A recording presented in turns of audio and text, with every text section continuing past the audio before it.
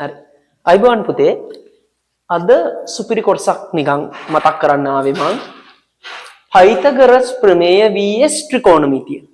පුතේ ඔය දෙන්නම දාන්නේ ඍජු කෝණී ත්‍රිකෝණ වලට. ළමයිට ප්‍රශ්නයක් තියෙනවා. ළමයි පයිතගරස් ප්‍රමේය දාලත් ගණන් හදනවා. ත්‍රිකෝණමිතිය දාලත් ගණන් හදනවා. හැබැයි ළමයින්ට හරි අවබෝධයක් නැහැ අපි කොයි වෙලාවටද පයිතගරස් ප්‍රමේය පාවිච්චි කරන්න ඕනේ. කොයි වෙලාවටද ත්‍රිකෝණමිතිය පාවිච්චි කරන්න ඕනේ කියලා. මම එන්නම් පයිතගරස් ප්‍රමේය පැත්තට. පුතේ පයිතගරස් ප්‍රමේය කියන්නේ මෙන්න මෙහෙමනේ පුතේ. ඍජු කෝණික ත්‍රිකෝණයක කර්ණය මත ඇඳෙන සමචතුරස්‍රයේ වර්ගඵලය ඉතිරි පාද දෙක මත ඇඳෙන සමචතුරස්‍ර දෙකේ වර්ගඵලවල එකතුවට සමානයි. ඕක තමයි ඇත්තම පයිතගරස් ප්‍රමේය පුතේ. හැබැයි අපි සරලව පයිතගරස් ප්‍රමේය ගන්නවා මෙහෙම කර්ණයේ වර්ගයේ සමානයි ඉතිරි පාද දෙකේ වර්ගවල එකතුව. A වර්ගයේ ධන B වර්ගයේ සමානයි C වර්ගය කියලා ගන්න. ඕක තමයි පයිතගරස් ප්‍රමේය. පුතේ පයිතගරස් ප්‍රමේය දාන්නේ ඍජු කෝණී ත්‍රිකෝණයක පාද දෙකක් දන්න වෙලාවට ඉතිරි පාද හොයන්න තමයි පයිතගරස් ප්‍රමේය දාන්නේ. එන අද ඉගෙන ගන්න පාද දෙකක් දැනගන්න ඕනි පාද තුනේ ඉතිරි එක හොයන්න ඕනි වෙලාවට අපි දාන්නේ පයිතගරස් ප්‍රමේය. එතකොට ත්‍රිකෝණමිතිය දානවා පුතේ අවස්ථා දෙකකට. එකක් තමා ඍජු කෝණී ත්‍රිකෝණයක පාද දෙකක් දන්න වෙලාවට කෝණයක් හොයන්න. පාද දෙකක් දන්නව නම් කෝණයක් හොයන්න. එහෙම නැත්තම් පුතේ පාදෙකුයි යම්කිසි කෝණෙකුයි දන්නව නම් තව පාදයක් හොයන්න. මොනවාද අවස්ථා දෙක? පාද දෙකක් දන්න වෙලාවට කෝණයක් හොයන්න. පාදෙකුයි කෝණෙකුයි දන්න වෙලාවට තව පාදයක් හොයන්න. මූලික ත්‍රිකෝණමිතික අනුපාත තුනක් තියෙනවා පුතේ sin cos tan කියලා. මම ලකුණු කරන විදිය කියන්නම්. පුතා මුලින්ම අපි දන්නේ නැහැ මේකේ පාද මොනවාද කියලා.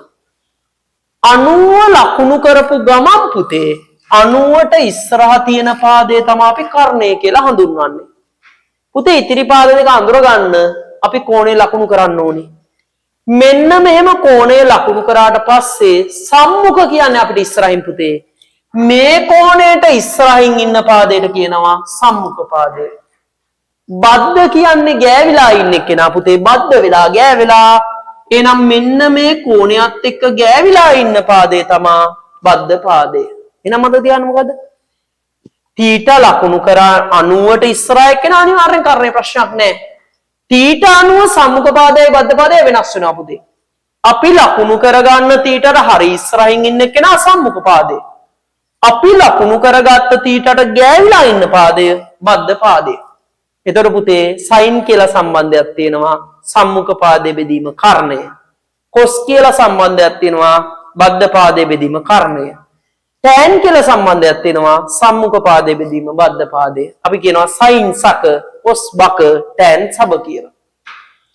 පුතේ එහෙනම් මේ අවස්ථා දෙකට එහෙනම් පාද දෙකක් ගන්න වෙලාවට කෝණයක් දානකොට මේ සම්බන්ධ තුනෙන් අපිට ගැලපෙන සම්බන්ධය පාවිච්චි කරන්න පුළුවන්. ගානට ගැලපෙන එක දාගන්න ඕනේ. පාද දෙකක් පාදෙකුයි කෝණෙකුයි දන්න වෙලාවට අනිත් පාදේ හොයන්නත් ඒ විදිහටම පුතේ අපි ඒ ත්‍රිකෝණෙ දිහා බලලා කෝණෙ දිහා බලලා තමයි අපි තීරණය කරන්නේ sin ද cos ද tan ද දාන්න කියලා. අපි ඊළඟ වීඩියෝ එකෙන් sin ද cos ද tan ද දාන්න කියලා හරියටම ඉගෙන ගන්න විදිය බලමු.